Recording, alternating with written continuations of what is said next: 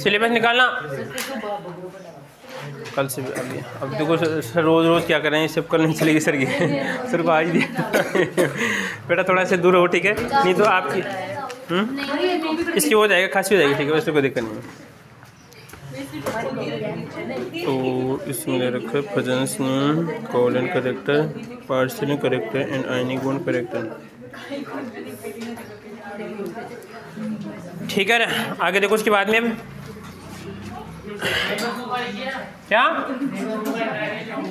अगला जो हमारा टॉपिक है दूरवर्णता, मैंने लिखाया था आपको पोलैरिटी, दूरवर्णता, ठीक है, लिखा रखा है उसके बारे में, ठीक है। तो देखो आप इधर ये आवाज किसकी आ रही है? फोन तो है किसी के पास? आवाज नहीं, ठीक है, आवाज नहीं। थोड़ा पंखा चालू कर दे क्या? सर पंखा चालू कर दो। बंद कोटी पे इतना सा ही था वो, उसमें कुछ नहीं है, बस बंद कोटी को पहचानना है कुछ। बंद क्रम और बंद कोटी एक ही है। इंग्लिश में तो बोलते, हिंदी में तो क्या बोलेंगे बंद क्रम, और वैसे क्या बोलेंगे इसको आपका बंद कोटी बोलते हैं, वैसे इंग्लिश में बोलेंगे बॉन्ड ऑर्डर बोलते हैं, ठीक है। बेटा चालू करो पंखा एक बार, ठीक है, पंखा चालू करो एक बार।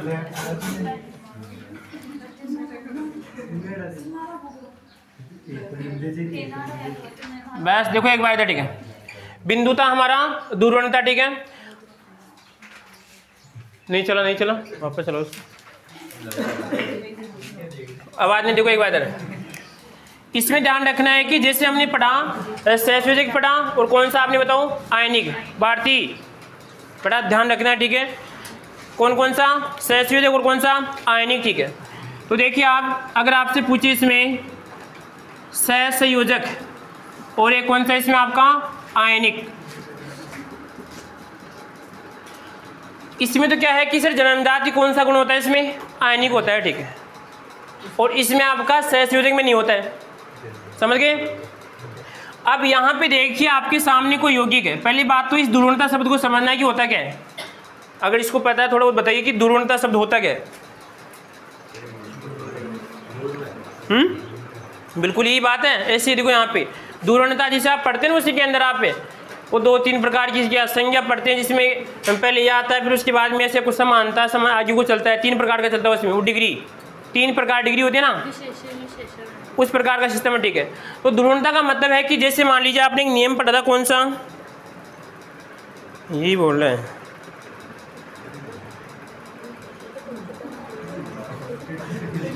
हाँ देखो एक बार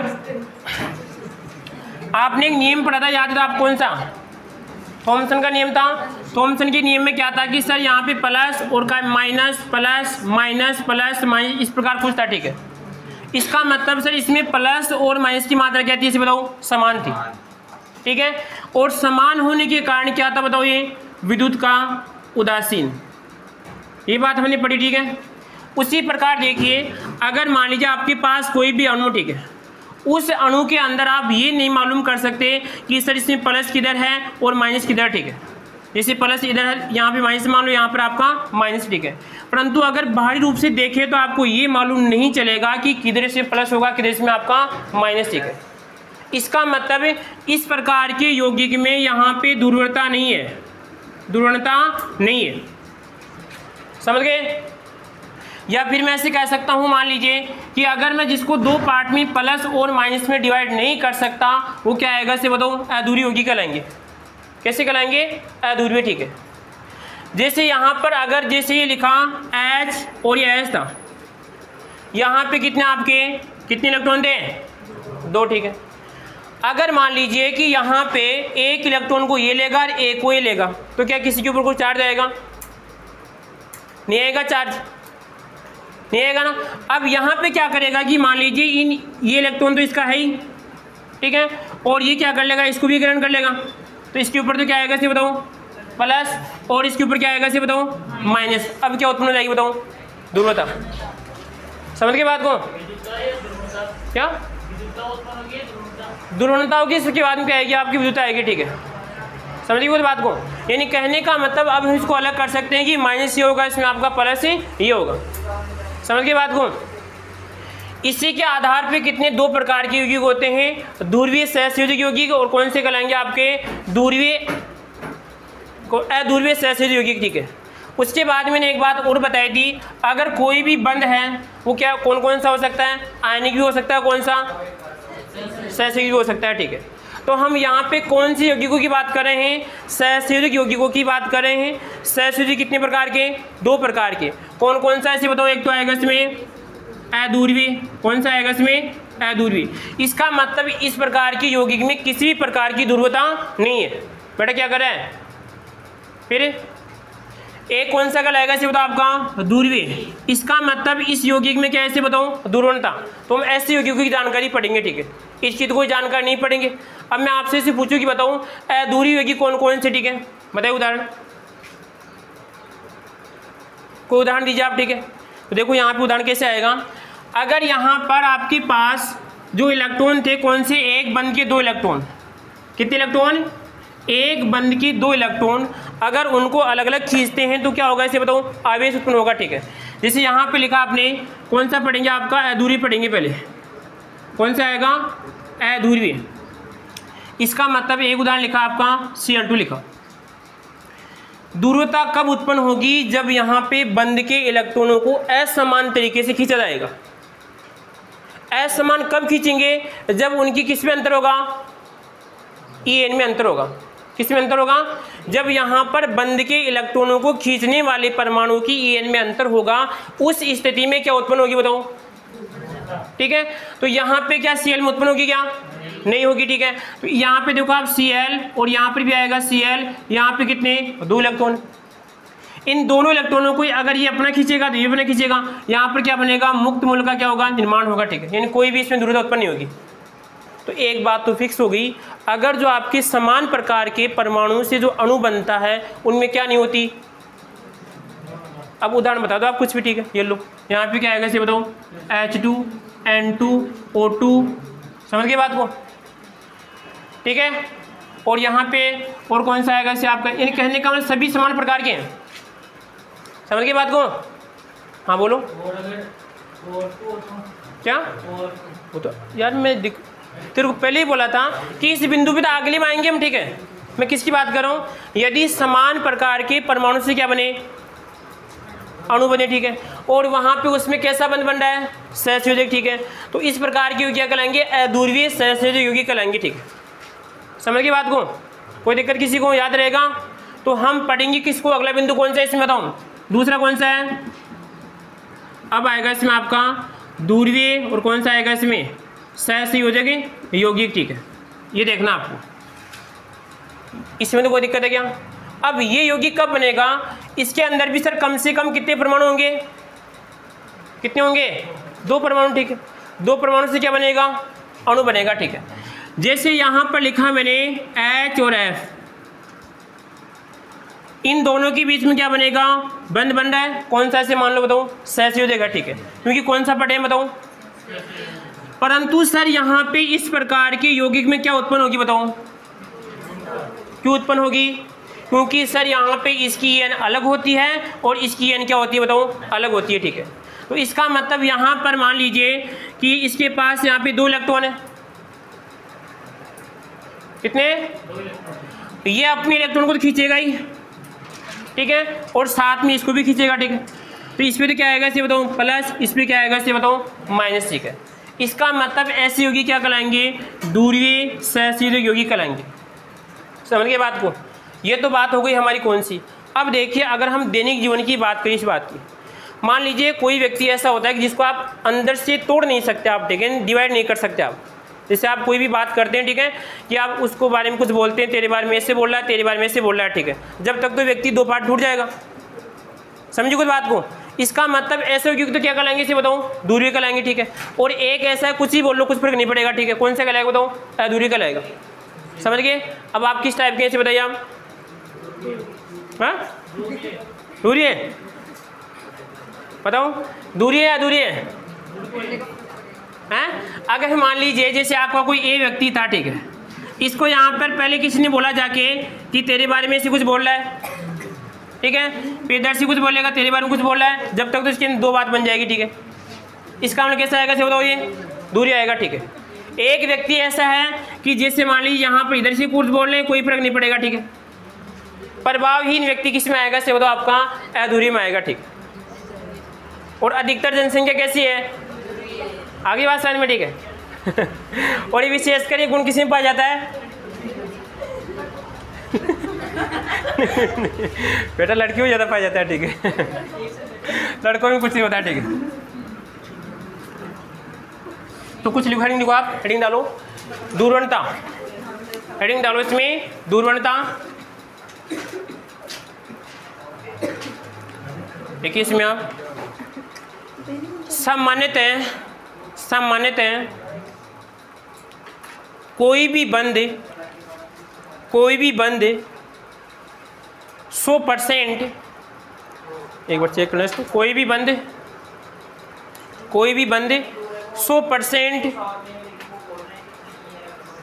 100% आयनिक या सहसंयोजक नहीं हो सकता, सहसंयोजक नहीं हो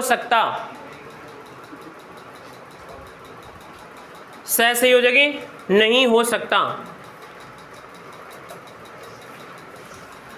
एक बार गुड़िया, मैं ऐसे अगर इसमें आवाज़ करता हूँ तो उसमें मुझे उठाएगी, उसमें ग्राफ है, चलो इन आवाज़ इसकी आ रही है, ठीक। इसका मतलब क्या लिखा, इसका मतलब क्या समझे, अगर मान लीजिए ये वाला अगर मैं सहसंयोजक बंद मानता हूँ तो 100% क्या नहीं हो सकता, बताओ, सहसंयोजक, ठीक है। और 100% आयनिक भी नहीं हो सकता, ठीक है।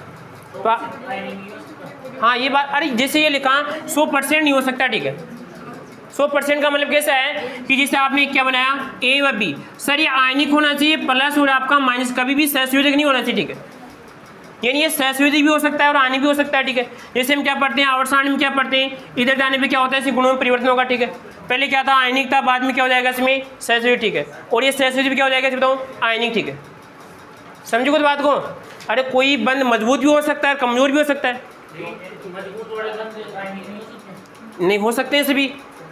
मैंने दोनों के लिए बताया कि कोई भी बंद 100% आयनिक नहीं हो सकता और 100% क्या नहीं हो सकता, सहसंयोजक नहीं हो सकता, ठीक है। क्या वो आपकी बेटा देखो हमारी सोचने पे, जैसे ज़्यादा गुण, जिसे कहा कि ये लगभग से 90% कौन सा गुण कर रहा है, सहसंयोजक, ठीक है। क्या लगेगा, कौन सा बताओ, कौन सा क्या लगेगा, ठीक है। परंतु 100% नहीं है ना, यहाँ पे 100% नहीं मान सकते बेटा, कोई भी बंद को हम 100% नहीं मान सकते। अगर मान लीजिए कोई भी काम 100% हो जाता है तो ऊर्जा के नियम का वहाँ पे विखंडन होता है, ऊर्जा के नियम का विखंडन होता है। यहाँ पे ऊर्जा का नियम क्या था कि 10% क्या होती है, एक्सचेंज होती है, ठीक है। अगर आप पूरी ऊर्जा एक्सचेंज कर देंगे तो उस पीछे वाले पदार्थ क्या हो जाएगा, नष्ट हो जाएगा, ठीक है। और नष्ट कोई चीज़ होती नहीं है, समझ गए बात को। अरे बायोलॉजी में आप चीज़ पढ़े हैं कि अगर ऊर्जा का स्थान क्या होता है, 10% होता है, ठीक। इसका मतलब जो नीचे 90% पदार्थ है वो कभी भी नष्ट नहीं होता, ठीक है। वो दूसरी चीज़ में काम आ सकता है, समझ गए बात को। तो कहने का मतलब अगर कोई भी बंद 100% आयनिक नहीं हो सकता। अब आप कहेंगे कि सर यहाँ पर Cl2 आप बता रहे हैं कि 100% अगर आपका सहसंयोजक नहीं है, ठीक है, तो फिर आप कहने का मतलब कि आयनिक भी हो सकता है, ठीक है। परंतु इसमें ज़्यादा गुण कौन सा है, आगे बात समझ में, अरे समझे ना बात को, ठीक है। इसमें ज़्यादा गुण कौन सा होगा, ठीक है। तो आगे लिखो इसमें आप सहसंयोजक यौगिक दूरता के आधार पर दो प्रकार के होते हैं, जितना हो सके क्लास में ही उस चीज़ को कहने का मतलब फिक्स करने की कोशिश कीजिए आप, ठीक है। इससे आपको मालूम नहीं चलेगा क्लास कितनी लंबी चलेगी। जिनको ये मालूम चलता है कि क्लास में आधे घंटे की होगी 20, इसका मतलब उसका पढ़ने में ध्यान नहीं होता है, ठीक है। तो यहाँ पे आप क्या करना है, क्या किया आपने, दूरता के आधार पे सहसंयोजक यौगिक कितने प्रकार के होते हैं, 2 प्रकार के होते हैं।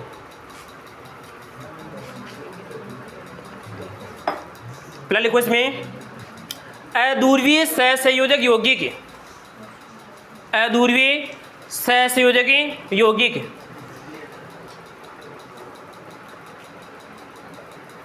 इसमें लिखो इस प्रकार के यौगिकों में क्या बड़ा दूर भी लिखाया मैंने या अधूरी लिखाया था? अधूरी, हाँ अधूरी में ठीक है। इस प्रकार की यौगिकों में किसी प्रकार की ध्रुवता नहीं होती, किसी प्रकार की ध्रुवता नहीं होती, अर्थात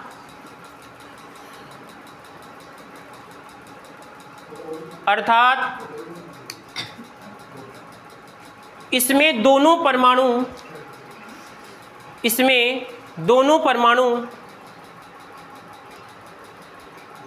समान होने से इनकी EN भी क्या होती है? EN भी समान होती है, EN भी समान होती है। इसी कारण इसमें किसी प्रकार की ध्रुवता उत्पन्न नहीं होती, इसमें किसी प्रकार की ध्रुवता उत्पन्न नहीं होती। यानी इसको क्या कहते हैं? नॉन पोलर बोलते हैं। इनको क्या बोलते हैं? Non polar. ध्रुवता उत्पन्न नहीं होती।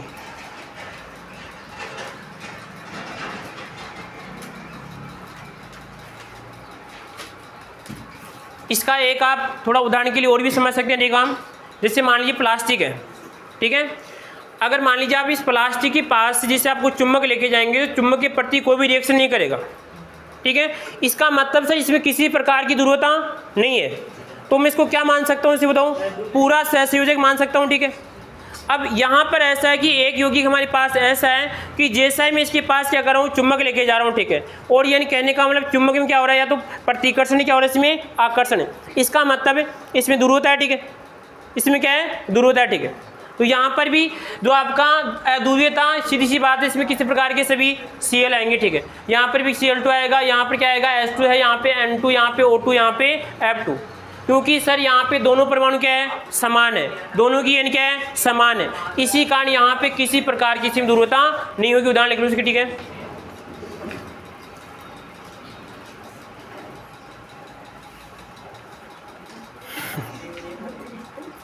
गुड़िया,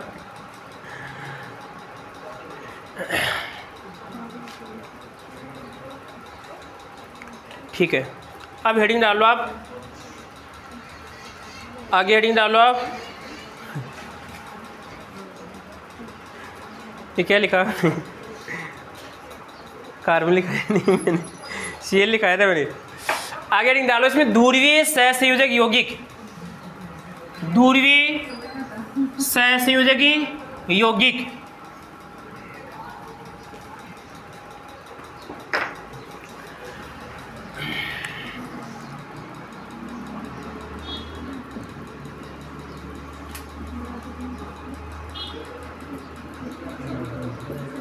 आवाज नहीं रहे, क्या आएगा बता? ध्रुवीय सहसंयोजक यौगिक। अब देखो यहाँ पे इसकी एक बात समझते हैं। इसमें क्या है कि सर पहली बात तो ये यौगिक हमारे नियमानुसार क्या है, इसके अंदर कोई दो ध्रुव हैं। क्या है? कोई दो ध्रुव हैं, ठीक है। यानी कहने का मतलब जैसे मान लीजिए सर आपका यौगिक था, इसमें कोई भी कहीं से मान लो कि दो पार्ट है, कहीं से भी मान लो, कहीं से, इसे कहने का उसको हमने तोड़ दिया, ठीक है। इसमें दो पार्ट हैं। जैसे मैं आपको एक उदाहरण और बताऊं कि जैसे मान लीजिए ये वाला कोई मान लीजिए व्यक्ति था, ठीक है। यहाँ पर अगर ये किसी मान लीजिए नए व्यक्ति के साथ मिलेगा तो कैसे व्यवहार करेगा? अलग, ठीक है। और जिससे मिला हुआ है उसके साथ कैसे व्यवहार करेगा? अलग, ठीक है। इसका मतलब इस व्यक्ति में कैसा है? दो तरह का व्यवहार है। समझ गए ना बात को? एक व्यक्ति ऐसा है कि सर मान लीजिए चाहे से नया हो चाहे से, जैसे आप हिंदी में पढ़ते हैं ना, कौन सी कहावत पढ़ते हैं? एक लाठी से, और मुहावरा क्या करते हैं? एक लाठी से हाँकना, ऐसे होता है, ठीक है। एक लाठी से हाँकना है, सभी के प्रति क्या करना? समान व्यवहार करना। ऐसा नहीं है कि जैसे मान लीजिए किसी को ज़्यादा किसी को कम, ठीक है। समझ गए बात को? जैसे मान लीजिए आपकी दादी है तो क्या समान व्यवहार करती है? नहीं करती है ना। तो दादी कहने का मतलब कौन सी उदाहरण है? दूरी है, ठीक है। और कोई ऐसा बताइए जो समान व्यवहार करता है?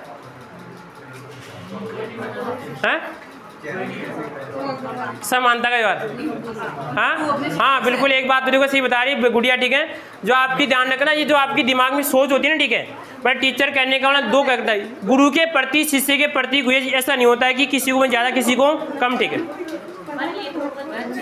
बड़ा ऐसा कुछ नहीं होता, ठीक है, ऐसा कुछ भी नहीं है। अभी जो मैं आपके बता रहा हूँ मेरे लिए सभी क्या है, समान है, ठीक है, परंतु जो आप ग्रहण कर रहे हैं वो आपके लिए अलग है, ठीक है। कोई ग्रहण कम कर रहा है, कोई क्या कर रहा है इसमें आपका ज़्यादा कर रहा है, ठीक है।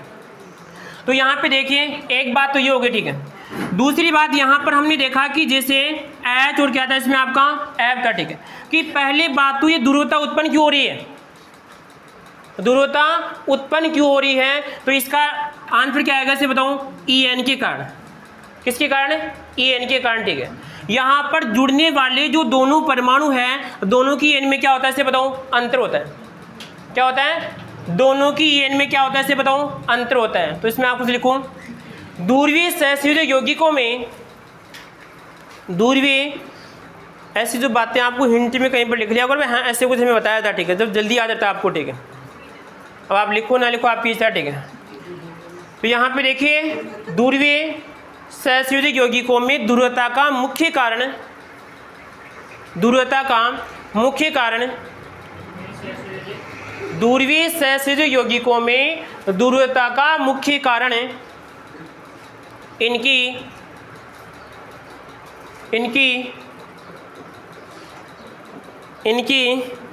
EN होती है, इनकी EN होती है। अब इसका मतलब आपको EN की जानकारी होनी चाहिए। जिसको EN की जानकारी है वो मालूम कर सकता है कि कौन सा इसमें सहसंयोजक है, कौन सा इसमें नहीं है, यानी कौन सा इसमें दूरी होगा, कौन सा नहीं होगा, ठीक है। अब आशीष वाली बात आ गई यहाँ पे, जो आशीष आप पूछने भी कौन सा, कि सर विद्युत का चालक, इस प्रकार कुछ पूछ रहे आप, ठीक है। देखो एक बार अब मान लीजिए कि जैसे हमने यौगिक लिखा, कुछ भी मान लो H और F था, ठीक है। क्या था इसमें आपका HF, ठीक, कि सर इसकी ध्रुवता के कारण यहाँ पर एक बनता है कौन सा आपका द्विध्रुव आघूर्ण। क्या आएगा इसमें आपका द्विध्रुव आघूर्ण, ठीक है। देखो नाम क्या आ गया इसमें आपका, अगर मान लीजिए भी पंखा घूम रहा है, किस वजह से घूम रहा है, इस वजह से घूम रहा है। अर्थात बिजली भी क्या कर रही है कि जैसे मान लीजिए इसमें कैसा सिस्टम होगा, यहाँ पर बाहर की ओर, ठीक है, इसमें क्या होगा, जैसे यहाँ पे चारों ओर तो क्या होगा इसके वायर लगे होंगे, ठीक है, और बीच में क्या होगी इस प्रकार की एक ऐसे कोई आप नली होगी, ठीक है। तो अंदर बाहर क्या बनेगा इससे, अगर बाहर है तो क्या बनेगा इसमें करंट बनेगा, करंट से क्या बनेगी, चुंबक बनेगी, इसको घुमाएगी ऐसे, आगे बात समझ में, ठीक है। तो यहाँ पर भी ऐसे कह रहा है क्या बनेगा, द्विध्रुव आघूर्ण बनेगा, ठीक, समझ गए बात को। अब इस द्विध्रुव आघूर्ण को निकालते किसमें, डी बाई, किसमें निकालते हैं, डी बाई में निकालते हैं, किसमें निकालते हैं, डी बाई, ठीक है। और एक डी बाई बराबर होता है एक, सॉरी कितना होता है 3.33 10 की पावर कितना आएगा -30, और ये कैसे बताओ आगे ना हाँ क्या आएगा इसमें आपका कूलाम, और क्या आएगा इसमें आपका मीटर, कूलाम, और यहाँ पे क्या आएगा मीटर, ठीक है। वापस सुनिए एक बार, अगर कोई भी आपके पास ऐसा यौगिक था, इस यौगिक में ध्रुवता के कारण क्या हो जाएगा, द्विध्रुव आघूर्ण क्या होता है इसमें उत्पन्न होता है, ठीक है। और द्विध्रुव आघूर्ण को मापने के लिए क्या कहलाएगी बताओ, डी बाई, ठीक है। एक डी बाई बराबर कितना होता है, कितना आएगा 3.33 10 की पावर कितना आएगा आपका 30 सेंटीमीटर, कितना आएगा इसमें आपका 30 सेंटीमीटर, ठीक है। हाँ कितना आएगा कूलाम मीटर, ठीक है। आगे देखो उसके बाद में और देखिए हम, अब यहाँ पर आएगा सर आपका द्विध्रुव आघूर्ण, यहाँ पे देखते हैं इसका सूत्र क्या आएगा, इसका एक आवेश सर आपका ये है, एक इसमें आपका ये वाला, ठीक है, समझ गए। अब इसमें क्या है, यहाँ पे देखो D बराबर देखिए तो क्या आएगा इसमें आपका Q, और उसके बाद में आएगा इंटू R। इसका मतलब इन पर दोनों पे आवेश क्या आएगा, दोनों पर आवेश, और आवेश के यहाँ पर बीच की दूरी, अरे ये भी तो निर्भर करेगा ना यहाँ पे, अगर सर ज़्यादा है या कम है, क्या आएगा इसमें आपका ज़्यादा है या कम है। दूसरी बात क्या आएगा कि सर यहाँ पे EN कम है या फिर इसमें EN ज़्यादा है, ठीक है। इसका द्विध्रुव आघूर्ण निर्भर करेगा यहाँ पर किसी बताओ Q, और क्या आएगा इसमें आपका R पे, ठीक है, समझ गए। और आप देखना कभी जैसे कभी पंखा एल्यूमिनियम का बनता है, कभी किसका बनता है कॉपर का, ठीक है, ये जानकारी आपको, ठीक है। अब किस में तेज घूमता है, किस में आपको ज़्यादा आपको पता है, ठीक है। दूसरी बात इसमें बिजली तेज आती है कम आती है, ठीक है। तो ये किसका कारण है बताओ, आवेश का कारण है, किसका है, आवेश का कारण है, समझ गए बात को? समझिए ना समझिए। दूसरी बात, कभी बचपन में आप चुम्बक हिलाइए इसे, ठीक है, जैसे पास पास आती है तो क्या होता है, जोर आता है, ठीक है, और दूर में क्या होता है, जोर नहीं आता ना। अरे ये काम किया होगा ना आपने, फिर किया आपने, इसे बताओ हैं। तो मैं इससे कह रहा हूँ ये एक आवेश तो यहाँ पर है, एक यहाँ पर है, ठीक है, तो आपको ज़्यादा जोर नहीं आएगा, ठीक है। और जिस चीज़ को आप क्या करते हैं, ऐसे भगाते भी हो कि आप गाड़ी ऐसी प्रकार, ठीक है, जैसे एक चुम्बक ये रही, एक ये, ठीक है, तो राहुल ऐसे भगाया इसको, ठीक है, जादू बन गया ऐसा। तो इसका मतलब यहाँ पर दोनों के बीच में क्या हो जाएगी, दूरी कम होगी, ठीक है, दूरी कम होगी, इस तरह आवेश का मान क्या होगा, इसमें ज़्यादा होगा, और इसमें आपका द्विध्रुवाकरण का मान क्या होगा, इसमें ज़्यादा होगा, ठीक है। क्या वो उनकी प्रकृति पे, अगर दोनों की प्रकृति अलग अलग, ठीक है, हाँ बिल्कुल सही है, अगर ये प्लस है ये माइनस से चिपक जाएगा, ठीक है, परंतु उसमें देख चुम्बक में दो सिस्टम था, एक तो एन और एस का, ठीक है, अगर यहाँ पे क्या होगा तो एन एन होगा तो क्या आएगा, दूर दूर जाएगा, ठीक है, और एन और एस होगा तो क्या होगा इसे बताऊँ, तो इसमें लिखा गया इन यौगिकों में एक विशेष प्रकार का सर मैं से कह रहा हूँ, बच्चे आपकी बात को झूठ मान रहे हैं, आप 2 दिन से कह रहे मैं जाऊँगा आप जाके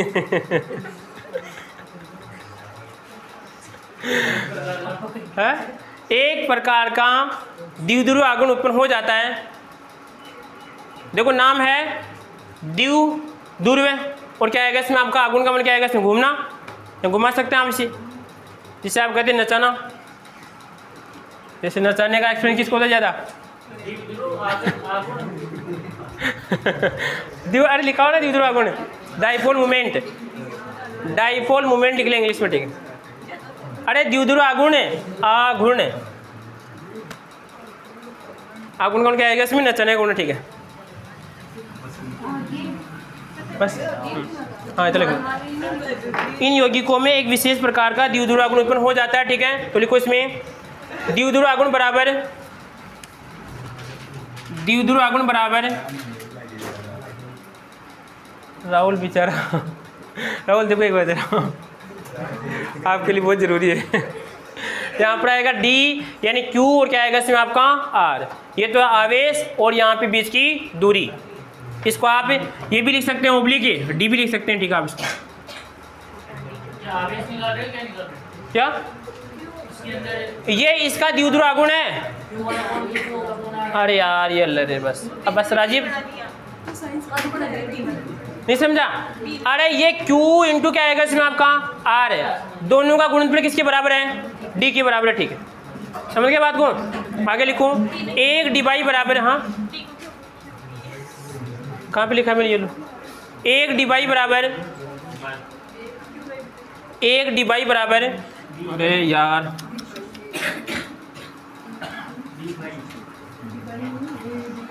सुन ले एक बार, देखा यहाँ पे था D बराबर Q इंटू R, ठीक है, ये तो कैसे बताओ आवेश, और ये कैसे बताओ इनके बीच की दूरी, और ये आपका कैसे बताओ द्विध्रुव आघूर्ण, ठीक है। अब यहाँ पे होता है 1 डिवाई बराबर 3.33 10⁻³ कूलाम, इसको तो क्या बोलेंगे इसे बताओ कूलाम, और यहाँ पे क्या आएगा आपका मीटर, ये लिखना आपको, लिख लिया, लिख लो एक बार,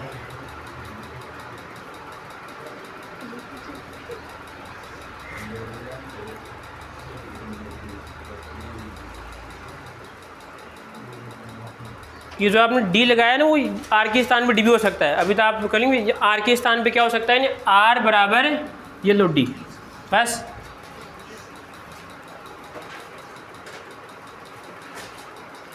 समझ गए एक बिंदु, अभी से एक समझ गया, क्या समझा कि यहाँ पर एक तो ध्यान रखना है, अभी आगे क्वेश्चन करेंगे ध्यान इससे कि हाँ कुछ बताओ, चलो कोई बात नहीं यार, नाराज भी होती हो आप, मेरे को तो मालूम चला यार, सॉरी आगे तो करो, इसमें ध्यान रखना 1 डिवाई कितना आएगा 3.33 और कितना आएगा 10 की पावर कितना आएगा -30 और आएगा इसमें कूलाम मीटर, समझ गए। अगला बिंदु को आप अगला बिंदु है कि बताओ यहाँ पर ये जो द्विध्रुव आघूर्ण सदिश होता है फिर अदिश होता है, बताओ। सदिश और अदिश, ठीक है, सिंपल है, अति सिंपल। समझने के तौर पे कहने का मतलब जिसकी कोई दिशा हो, जिसकी कोई दिशा हो, ठीक है, और जिसकी कोई दिशा नहीं, क्या कहलाएगा इसे बताओ, अदिश। हाँ फिजिक्स वाले बताइए आप, बताइए आप उसको, वेक्टर नॉन वेक्टर। वेक्टर में वो होती है, दिशा होती है। दादाजी हम हिंदी नहीं पूछ रहे हैं मैं इनके डेफिनेशन पूछ रहा हूँ वेक्टर नॉन वेक्टर की।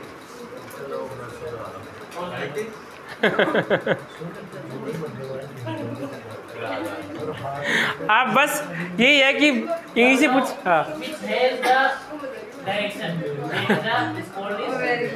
बहुत बढ़िया, बहुत बढ़िया यार, बहुत बढ़िया। आगे देखो एक बार, देखो एक, सुनो मेरी बात सुनिए आप। अगर मान लीजिए, सुनो आप, अगर ऐसा जैसे आपको कोई एक उदाहरण सोचिए, एक तो कोई दिशाहीन है, सुना ध्यान से एक बार, मैं बताऊँ आपको उदाहरण, ठीक है। आप कभी कहते हैं पागल पागल पागल, कहते हैं किसी को पागल, है किसको? अरे मेरे को कहते हैं, मान ले, मेरे को कहते मैं पागल हूँ, ठीक। आप पागल से क्यों डरते हैं? उसकी कोई दिशा नहीं होती है उसकी कोई दिशा नहीं है, हाँ? तो इसमें कहने की आवश्यकता है, इसमें तो दिख रहे आप समझे कुछ बात को। कहने का मतलब है उसमें किसी, उसको आपको ये नहीं पता कि जो ये फेंकेगा चीज़ वो किधर जाएगी, किसके ऊपर फेंक सकता है, ठीक है। तो हम देखो इसको, अगर सोचना समझ के विचार करना हो तो किस में आएगा आपका, सदिश में, ठीक है, और बिना सोच समझे किस में आएगा आपका, अदिश में, ठीक है। एक बात तो होगी, ठीक है। दूसरी बात फिजिक्स के अनुसार, ठीक है, कुछ राशियाँ जैसे मान लीजिए आप ये, अगर मान लीजिए आप इसके धक्का मारे, आप क्या करें, आप धक्का मारे, ठीक है, धक्का मारा कि भी मजा धक्का मारने में, ठीक है। तो धक्का मारते आपको पता, आपने इसके इधर धक्का मारा है, पता ना आपको, ठीक है, किधर मारा है, इधर, ठीक है। तो कैसे आएगा इसे बताओ, ठीक है। परंतु अगर बेचारे को इसको नहीं पता, इसको ये तो पता है कि इधर से लगा है पर इसको ये नहीं पता किसने मारा है, ठीक है। हाँ यार भीड़ में छूट के पर जेल लेके आएगा तेरे समझ में बात वही तो, और कौन सी है कैसी बात करे यार तू, ठीक है। आगे देखिए एक बार, सही है, ठीक है। यहाँ पर तो अगर मैंने बल लगाया, ठीक है, तो बल लगाने पे आपको मालूम कौन से आएगा इसमें आपका सदिश, ठीक है। क्या ये भीड़ है, ये भीड़ है क्या ना, ये भीड़ कुछ नहीं है। जब भीड़ होगी तो देखना, ठीक है, तो देखना आप इसमें तो क्या होगी, इसमें एक तरह की आपकी दिशा पहचान गए, ठीक है। जैसे बल लगाए, बल लगाने पे आपको मालूम है इसमें क्या होगी, आपकी दिशा होगी, ठीक है। घर्षण बल होगा, ठीक है, अगर पीछे की ओर लगेगा तो कौन सा आएगा, वो भी आपका दिशा है। जिसमें आपको मालूम नहीं है कि किधर की ओर लग रहा है, क्या आएगा इसमें आपका अदिश आएगा, ठीक है। तो इसमें लिखो आप द्विध्रुव आघूर्ण, बताओ सदिश आएगा अदिश द्विध्रुव आघूर्ण, हाँ दूरी गुण तो किस में आएगा, सदिश आएगा अदिश से, किसमें आएगा सदिश, ठीक है। लिखो द्विध्रुव आघूर्ण एक तरह का सदिश मान होता है, एक तरह का सदिश मान होता है, एक तरह का सदिश मान। इसका मतलब है कि जैसे आपने लिखा H और Cl, आप बता सकते हैं कि इलेक्ट्रॉन किधर जा रहा है, ठीक है, इसका मतलब है दूसरी बात। अब बताओ ले बताओ रे,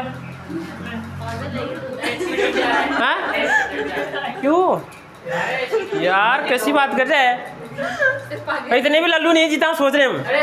हाँ तो दिशा कौन सी है, कैसे ऐसे अपने कैसे मान लूं मैं यार, जब ये दोनों पहले थे इनके एक एक और वापस एक एक दे दी, दिशा कहाँ से आएगी बताओ, ठीक है। तो आगे लिखो, उसके बाद में लिख लिया। अब देखो यहाँ पे कैसे प्रदर्शित करते हैं, कैसे प्रदर्शित करते हैं, ठीक है। जैसे आपने लिखा H और F लिखा, ठीक है सर, ये तो बंद है, कौन है ये तो बंद है, ठीक है। इसको प्रदर्शित करने का तरीका है लल्लू, यहाँ पे तीर का निशान, तीर लगाया कभी आपने, वेरी गुड, बहुत बढ़िया यार, कैसे लगाते हैं तीर, हाँ। फिर अगले पे क्या प्रभाव पड़ता है, इस प्रभाव को रोकने के लिए पीछे यहाँ पर लगाया जाता है ऐसे,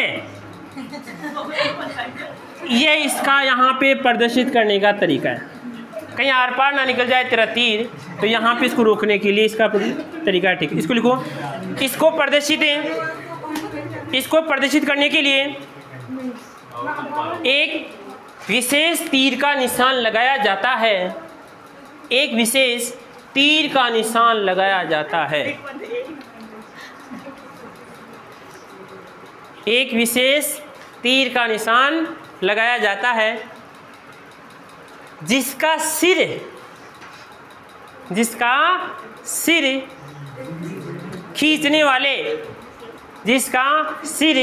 खींचने वाले कोष्ठक में ऋणात्मक, जिसका दोबारा इसको एक, हाँ यार थोड़ी मेरे पास कोई रटा मत, हाँ इसको विशेष प्रकार की, अरे क्या लिखा है मैंने, एक विशेष प्रकार के तीर के निशान द्वारा प्रदर्शित किया जाता है, जिसका सिर खींचने वाले कोष्ठक में आएगा, ऋणात्मक भाग की ओर होता है, तथा इसकी पूंछ धनात्मक भाग की ओर होता है। अरे दादाजी मैं तो समझ भी कहीं से, खोज तुम बोली घर में और लिखा होगा मैंने यार मैं से कह रहा हूँ, इतना भी नहीं समझ रहा है क्या? ये तो क्या आएगा प्लस, ये क्या आएगा इसे बताओ माइनस, ठीक है। तो इसको ऐसे लिख लो एक बार, अरे दो बाल चिपक गए ऊपर नीचे,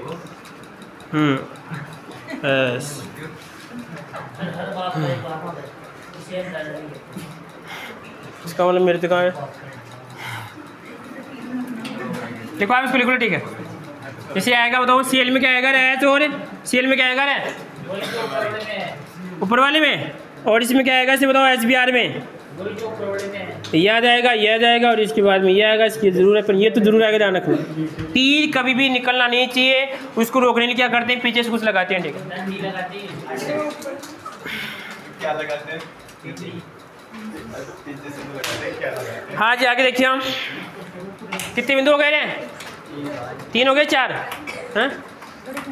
आगे देखो उसके बाद में,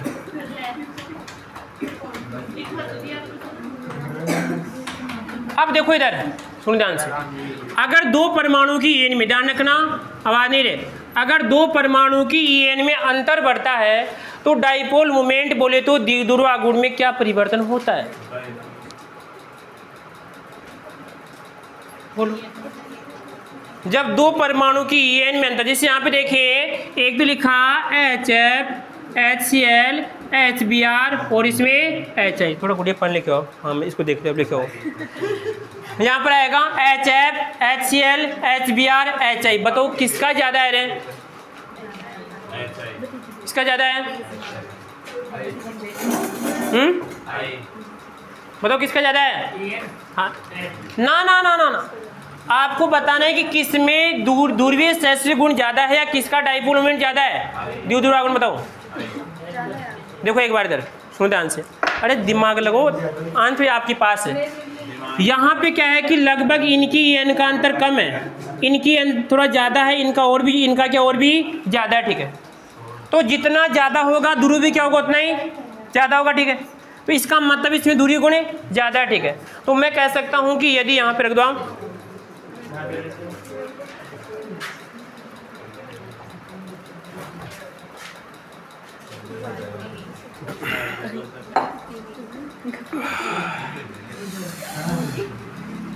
अब देखो ना,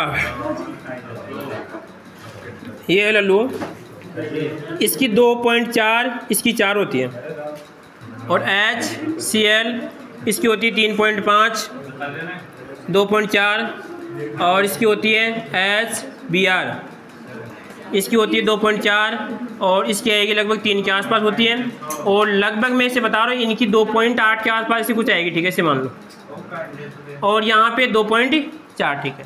अब आप मेरे को इसे बताओ इन दोनों में से अंतर यहाँ पे कितना आएगा, अगर मैं 4 में से 2.4 कम कितना आएगा, हाँ कितना आएगा गुड़िया? 1.6 1.6। यहाँ पे कितना आएगा? यहाँ पे 1.1 और यहाँ पे कितना आएगा?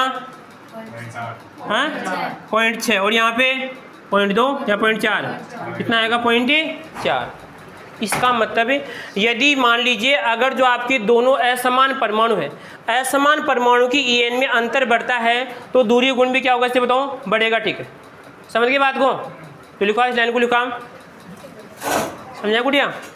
नहीं है? अरे फिर पूछते क्यों? श्रम किस बात किया आपको? ठीक है, यहाँ पे अंतर कितना है? 1.6। यहाँ पे कितना है? 1.1। यहाँ पे कितना है और यहाँ पे कितना है? अब इसमें तो दूरवीय सहसुली गुण ज़्यादा है और इसमें क्या ऐसे बताओ? कम है। इसका मतलब है कम है तो अंतर भी क्या ऐसे बताओ? कम है। और यहाँ पे ज़्यादा है तो अंतर भी क्या है? ज़्यादा है। समझ गए बात को? लिखो आप इस चीज़ को। हाँ कौन सा? अरे मैं से कह रहा हूँ 4 में से कम करो। फिर बेटा ये इसका तो जैसे इसका 4 होता है, इससे मान लो 3 पॉइंट में अंतर 3.5, इसका कितना होता है 3, इसका कितना होता है 2.8 EN। क्या नहीं अभी तक तो आपको तो केवल अभी तो याद ही करनी है। ठीक है, ठीक है, जैसे कोई आउट सारणी पढ़ाई उसमें आपको बताया था। ठीक है, इनकी तो लिखो हम, यदि EN का अंतर बढ़ता है, यदि EN का अंतर बढ़ता है, यदि EN का अंतर बढ़ता है तो द्विध्रुव आघूर्ण, द्विध्रुव आघूर्ण का मान भी बढ़ता है, द्विध्रुव आघूर्ण का मान भी बढ़ता है।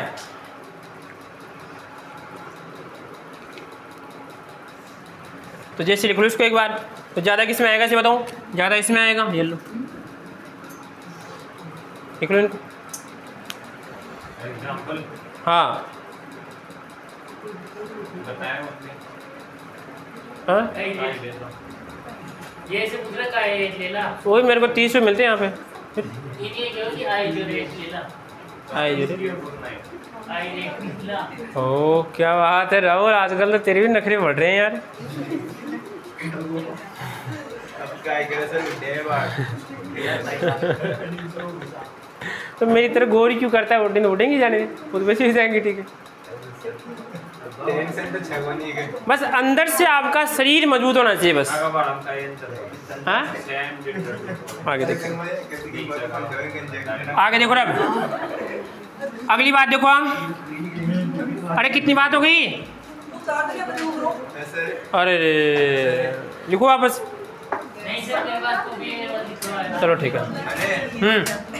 मना करते कि मत कौन जाऊंगा हाँ और हाँ यार ये भी लफड़ा हो जाएगा। पहले इसको बोलेंगे, पूरी विशेषताएं बताएंगे। देखो ऐसे हैं पूरी एज बताएंगे। ठीक है, पहले की पेंशन चालू है।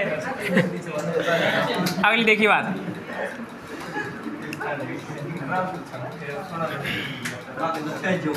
आप सुनो ध्यान से एक बार। इधर देखो आप, एक तो होता बड़ा आवाज नहीं। अरे जब मैं लिखाऊँ तो बोल देख यहाँ पर आएगा द्वितीय परमाणु। क्या आएगा? द्वितीय परमाणु। इसका मतलब है ऐसा अणु जिसमें कितने परमाणु है? कितने? 2। तो यहाँ पर आएगा जैसे आपका ये जैसे लिखा HF लिखा, HCl कैसे बताऊँ? द्वितीय परमाणु का। ठीक है, दूसरी बात अगर मिला ले, देखो यहाँ पर एक आएगा बहु और क्या आएगा इसे आपका परमाणु। ठीक है, इसका मतलब इसके पास 2 से अधिक हैं। Carbon tetra chloride. ठीक है, NH3H2O। ये कैसे अणु ऐसे बताओ? बहुपरमाणु के। ठीक, कैसे? बहुपरमाणु के। ठीक, तो ऐसे कह रहा है यदि द्विपरमाणु के कोई भी आपका अणु है, ठीक है, इसके अंदर जो यहाँ पर इस बंध में जो आघूर्ण होगा वो इसका क्या होगा इससे बताओ? द्विध्रुव आघूर्ण होगा।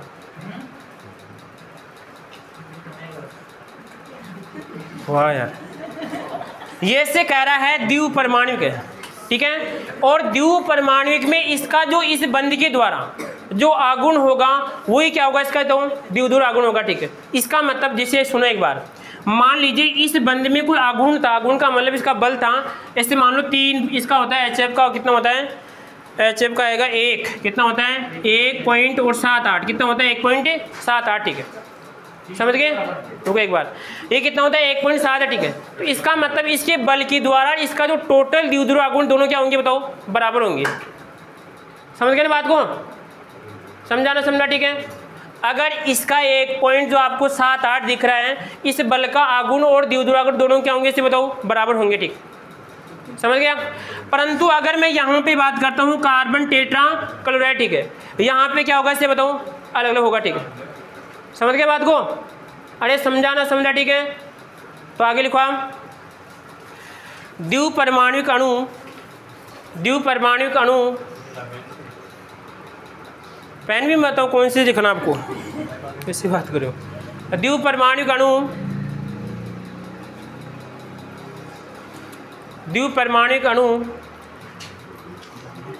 में जो आघूर्ण होगा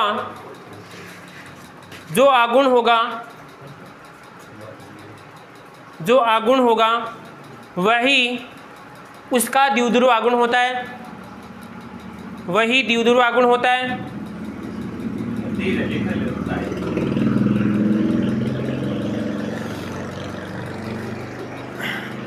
द्विध्रुव आघूर्ण होता है। आप अगर जितनी ज़्यादा आवाज़ करेंगे इस पर बढ़ाएंगे, ठीक हम तो बोलेंगे, बोलोगे नहीं, पक्की जाए पढ़ा ला दे। हाँ चलो ठीक है आराम से। सोच लीजिए ना। हाँ बिल्कुल। आगे लिखो, बहुपरमाणुक अणुओं में हाँ एक बार रूपल, पता मैंने क्या बताया था अभी, अभी क्या बताया था मैंने, क्या अभी क्या बताया था मैंने, सोच लिया। मैंने पहले बताया था ना। सर ये पूछती है तो बार-बार मैं क्या करूं, मैं खुद को मेरा कुछ पता नहीं चलता हैं? लेकिन आगे पीछे से सोचता है कि टाइम बता। खत्ता हो गया हैं? आगे देखिए आप, लल्लू मैं से कह रहा हूँ जितना हो सके। हाँ किसों ने एक बात भी जे एक बार था वो तो मैंने कमी का नहीं था कि माता ही कमी था है। तो ये सोच पोकरण में अपन चीज़ पढ़नी था अपन। मैं आई तो सोच रहा था कौन पढ़नी। हाँ ऐसे जरा मत पढ़ाओ तो अभी को मैं कहेगा। तो नहीं पढ़े तो कोई दिक्कत कौन भाई साहब, और तो पढ़े कम से कम। तो और सभी सोच रहा है। कौन है? अरे सर हमसे एक भी सोच ली पढ़ना तो वही पढ़े आगे जाए।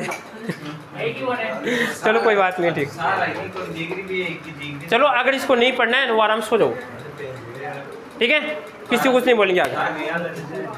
आगे देखो एक बार, हाँ उसमें लिखो बहुपरमाणुक अणु में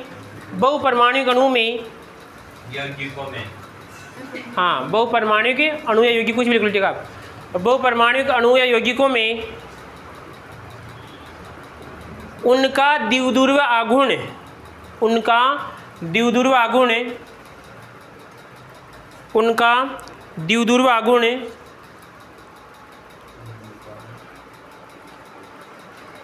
सभी बंधों का सदिश योग होता है। सभी बंध यानी जो भी बंध है ना उनका सदिश क्या होता है, सदिश योग होता है, सदिश वेक्टर, ठीक है, सदिश योग होता है, सदिश योग होता है।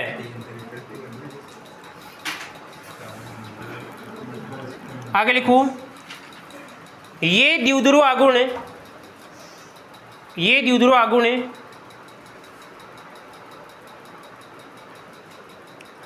उसकी ज्यामिति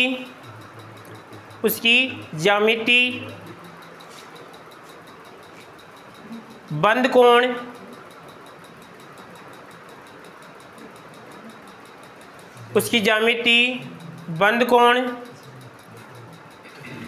तथा LP लिखो, LP बंद कोण LP तथा बंद के प्रकार पे निर्भर करता है, बंद के प्रकार पे निर्भर करता है।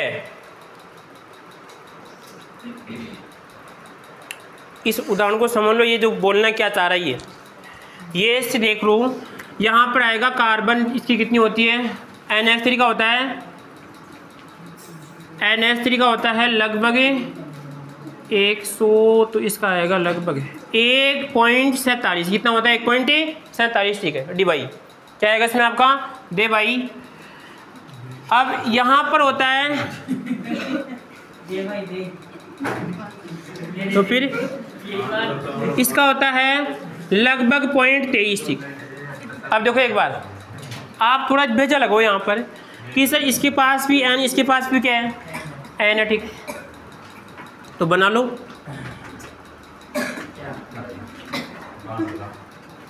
बावड़ा बनाओ तेरा कद काटी रहे, और उसका बोला अपन उसको फिर मार रहे थे, और लोग बाग बेटे बेटे देख रहे थे। आगे देखो आप, आगे देखो आप, मैंने क्या पूछा आपसे, आपने पूछा कि आखिर इन दोनों के इस द्विध्रुव आगुण में अंतर क्यों है। दोनों कैसे हैं, तो बहुवन दोनों, बहु परमाणु की भी NH3 भी आपका NF3, ठीक है। कितनी इसकी 4, और यहाँ पे कितने राशि से, यहाँ पे कितने हैं,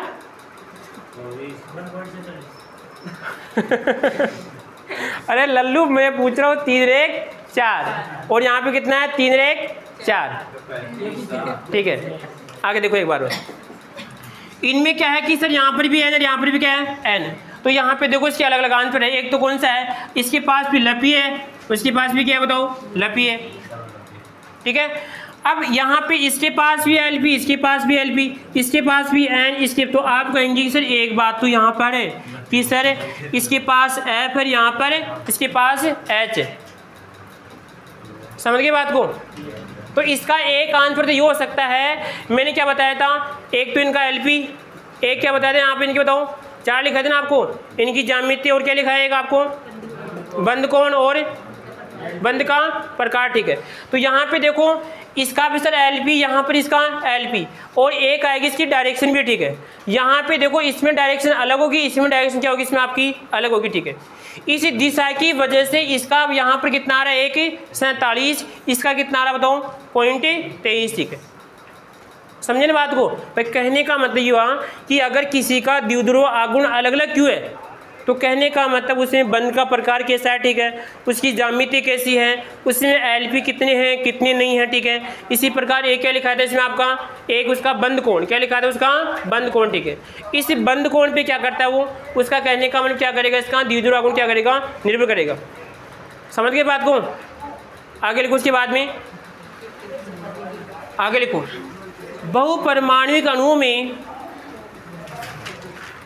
यदि बहुपरमाणुक अणुओं में यदि सभी बंध समान है, यानी कोष्टक में ना प्रकृति समान है, कोष्टक में प्रकृति समान है, बहुपरमाणुक अणु है और उनकी प्रकृति क्या है, समान है। बहुपरमाणुक अणु है और यहाँ पर क्या आएगा, उसकी बंध की प्रकृति समान है।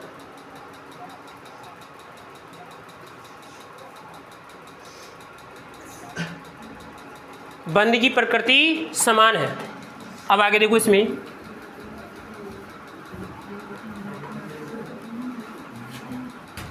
बंध की प्रकृति का मतलब क्या हुआ, देखो एक बात इधर, यहाँ पे से कह रहा है, क्या हो गया,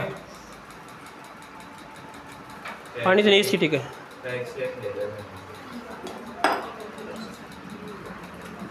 देखो एक तो होता है रेखीय, क्या होता है, एक तो रेखीय, ठीक है। एक होता है उसके बाद में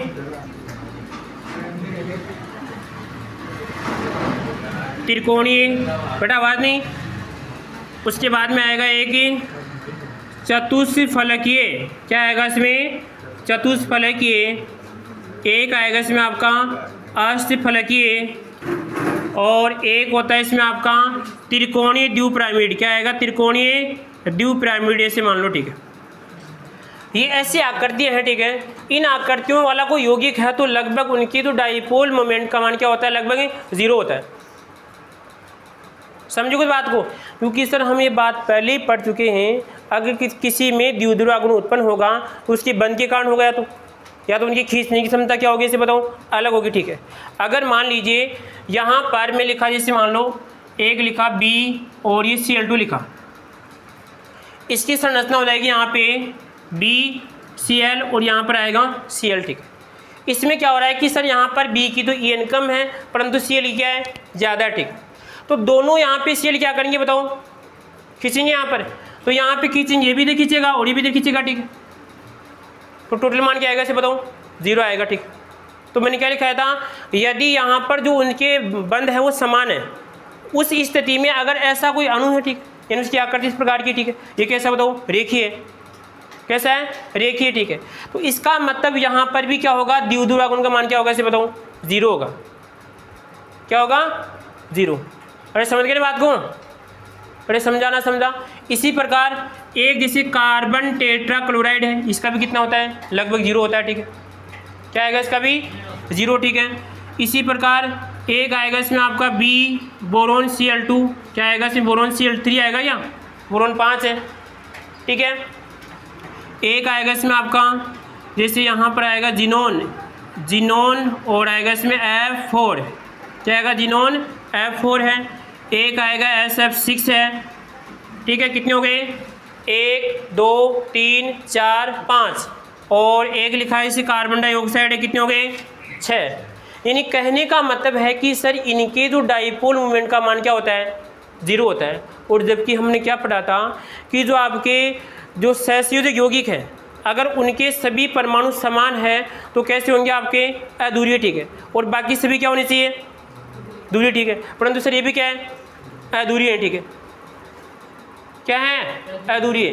क्यों है, क्योंकि सर यहाँ पर इनके जो बंध हैं वो लगभग क्या है सभी समान है, या इसमें ऐसा कोई गुण है कि जो उनको क्या नहीं कर सकता अलग अलग नहीं कर सकता, सीधी सी बात समझो कुछ बात को। इनके अंदर कोई भी अगर कोई चार्ज है कोई भी आवेश है वो अलग अलग नहीं हो सकता, जाएगा सभी में क्या जाएगा तो समान जाएगा, आएगा सभी के पास क्या आएगा समान आएगा, ठीक है।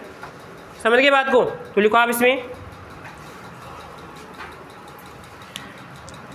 क्या लिखा था, बहुपरमाणुक अणु में यदि सभी बंध समान है तथा उनकी ज्यामिति रेखीय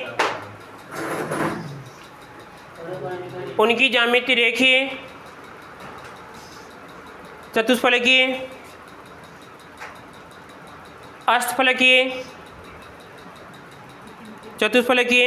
अष्टफलकीय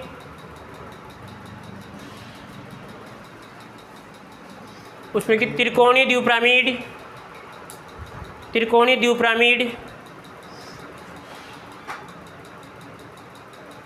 है तो उनके द्विध्रुव आघूर्ण का मान निरस्त हो जाता है, द्विध्रुव आघूर्ण का मान निरस्त हो जाता है।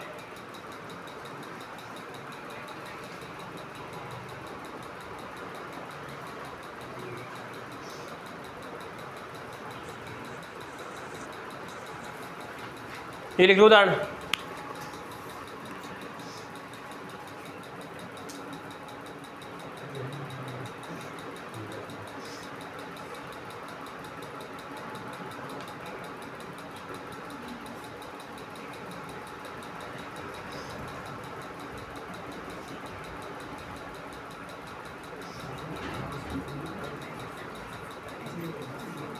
लिख लिया।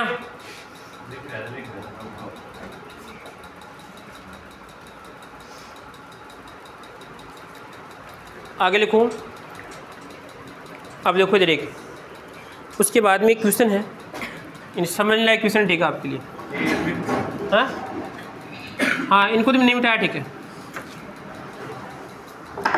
अब देखो एक क्वेश्चन ऐसा है, अगला बिंदु आ जाएगा इसका, जो भी है यहाँ पर आएगा। एक तो होता है NF3, सॉरी एक तो क्या आएगा इसमें आपका NF3 और एक होता है इसमें आपका NH3, ये दो है, ठीक है। अब आप मेरे को इससे बताइए यहाँ पर किसका द्विध्रुव आघूर्ण ज़्यादा होगा। आराम से फेंको, सोच समझ के फेंक के आप भाई, किसका द्विध्रुव आघूर्ण ज़्यादा होगा। बताओ किसका द्विध्रुव आघूर्ण ज़्यादा होगा? NH3 हो। NH3 आराम से फेंको, कोई फेंक नहीं छुट्टी आपको। आपकी सोबत NH3 हो। तारी बात सही है बिल्कुल, तारी बात बिल्कुल सही है, बिल्कुल तेरी बात सही है, ठीक है। पर अब ये तेरे को ये नहीं मैं बताऊंगा क्यों सही है, ठीक है। इसकी बात सही एकदम। होना क्या चाहिए बताओ? ये ठीक है। और ये कभी आपने एक चुनावी मुद्दा का विश्लेषण किया कभी? चुनाव में क्या होता है कुछ नहीं, अरे दारू बदनाम नहीं, जो भी ठीक है। उसमें क्या होता है कि मान लीजिए जैसे दो पार्टियां हैं, सुनना एक बार, जैसे ए और बी है, समझ गए बात को, ठीक है। ये जो सरपंचों का चुनाव है उसमें ऐसा कुछ हो सकता है, ठीक है। मान लीजिए किसी कोई जैसे ओबीसी की सीट है, ठीक है, मान लो क्या है, ओबीसी की सीट है। अब क्या करेगा, जैसे मान लीजिए ये कैंडिडेट थोड़ा बहुत चालाक था, ठीक है, वो क्या करेगा, वो तो अपना एक ही कैंडिडेट खड़ा कर रहा है मान ली, ठीक है, समझ गए, ठीक है। इसने थोड़ा बहुत दिमाग लगाया, ठीक है, इसके यहाँ पे क्या कर दिए, दो कैंडिडेट क्या कर दिए बताओ, खड़े कर दिए। अब दो खड़े होते यहाँ पे वोट कितने बट गए, 2 में बट गए, तो कौन जीत जाएगा बताओ? जीत जाएगा नहीं? अरे समझो कुछ बात को, ऐसे होता है एक परिवार में 2 खड़े हो गए,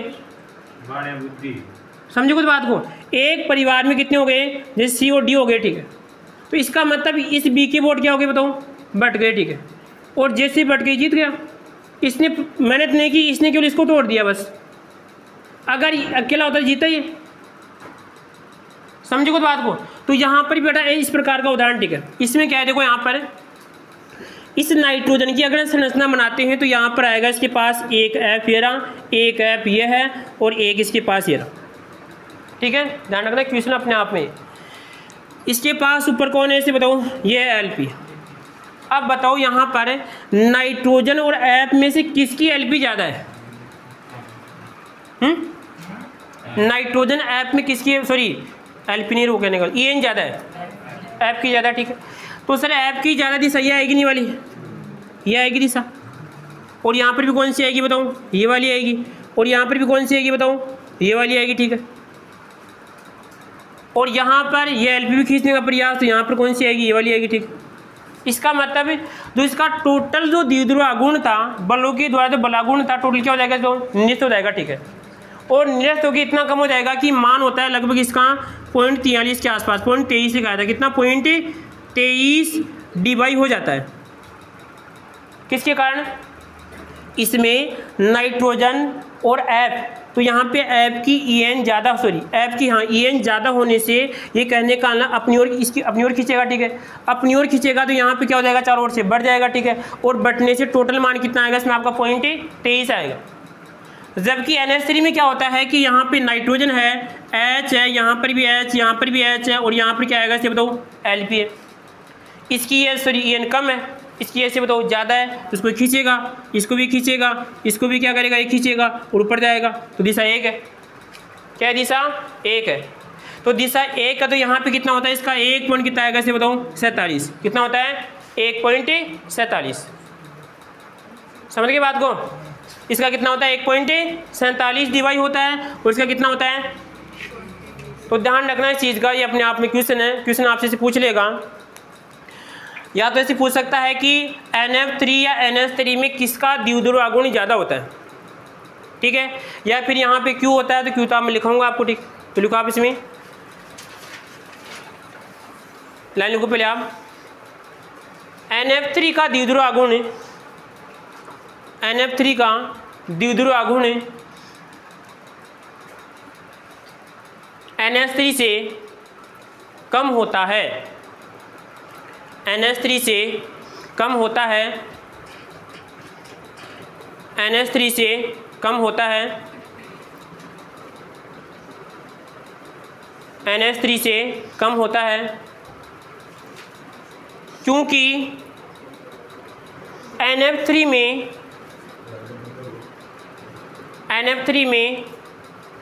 F की EN नाइट्रोजन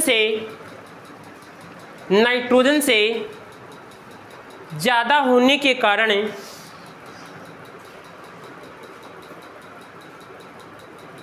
ज़्यादा होने के कारण तीनों की दिशा F की ओर होती है, तीनों की दिशा F की ओर होती है, तीनों की दिशा F की ओर होती है तथा LP की दिशा LP की ओर होती है, LP की दिशा LP की ओर होती है।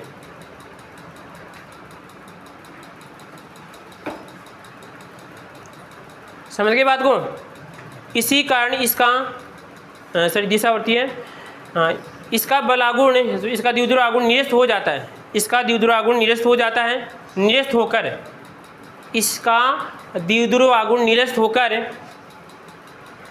0.23 डिवाई हो जाता है, 0.23 डिवाई या 0.23 इंटू और आएगा इसमें आपका 3.33 10 की पावर माइनस का 30 कूलाम मीटर हो जाता है। ये दोनों मान लिखना, ठीक है? ये दोनों मान लिखना है। ये तो किसमें कूलाम मीटर में, किसमें आपका डिवाई में।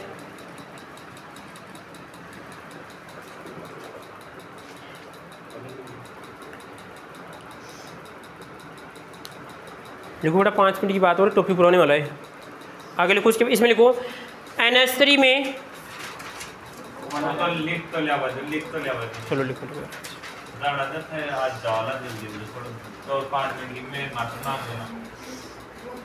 यार, ये बात तो सही है आपकी। देखो NH3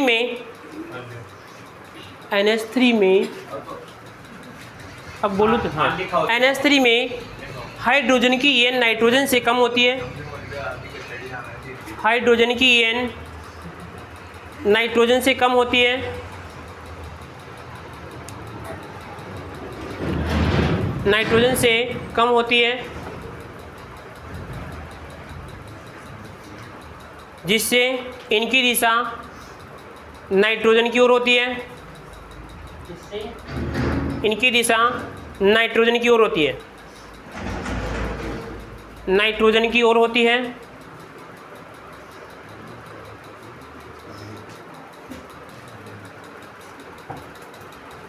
इसका द्विध्रुव आघूर्ण 1.47 डिवाई तथा यह लिखना आपको 1.47 इंटू 3.33 10 की पावर माइनस का 30 कूलाम मीटर, दोनों मान लिखने आपको। 1.47 डिवाई या फिर होता है 1.47 3.33 10 की पावर कितना आएगा इसमें आपका 30। ये दिशा जान लिख लो, बना लो दिशा दोनों की फुर्ती से।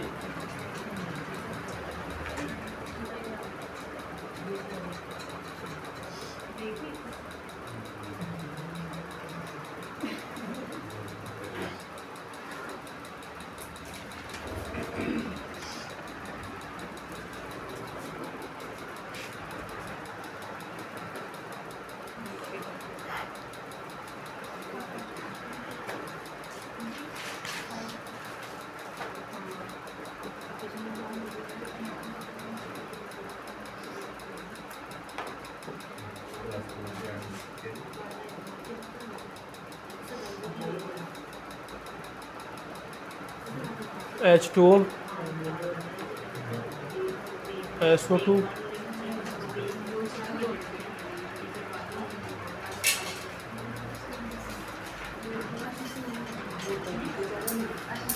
इसका तो होता है 1.79 और इसका 1.07 के आसपास होगा, इसका आएगा 0.79, इसका आता है 0.38, इसका होता है NH3 का 1.47, S2 का हाँ 1.85 डिवाई, SO2 का 1.60 और इसका होता है 1.04 डिवाई में आएगा। सभी ठीक है, आप सिर्फ करो नहीं।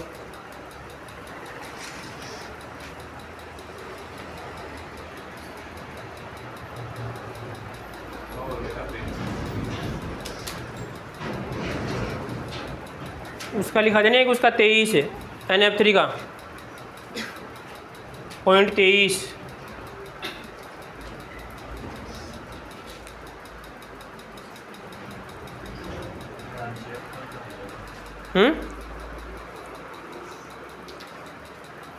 इसमें एक तो विशेष याद रखना आपको NH3 का, H2O का, NF3 का, और एक ऐसे मान लो कि HF का ऐसे।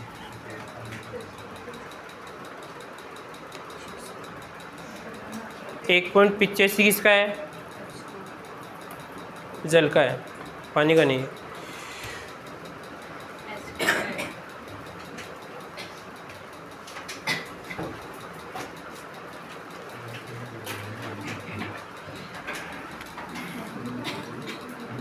लिख लिया? इसमें एक दो लाइन और लिखो आप, पूरा जाएगा टॉपिक, ठीक है? कि ध्रुवता के आधार पर आयनिक गुण ज्ञात किया जा सकता है। ध्रुवता के आधार पर आयनिक गुण ज्ञात किया जा सकता है।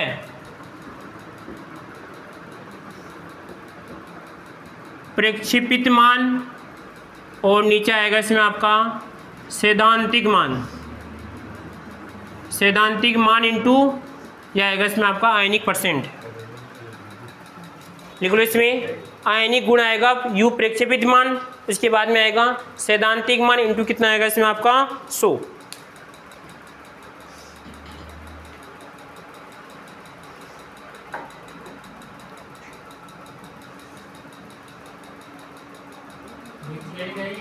कहाँ पे? सैद्धांतिक, बटा आध गिलास लिखते हैं सैद्धांतिक को।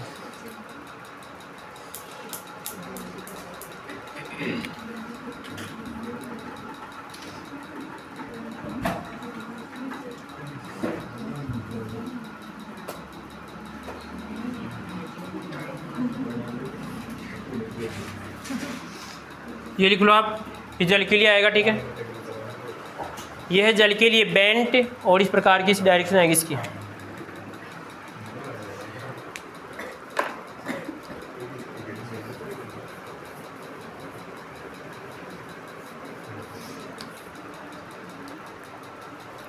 बाकी जो हमारा कल टॉपिक रहेगा वो पढ़ेंगे आपका पजन्स का नियम। हो गया कंप्लीट।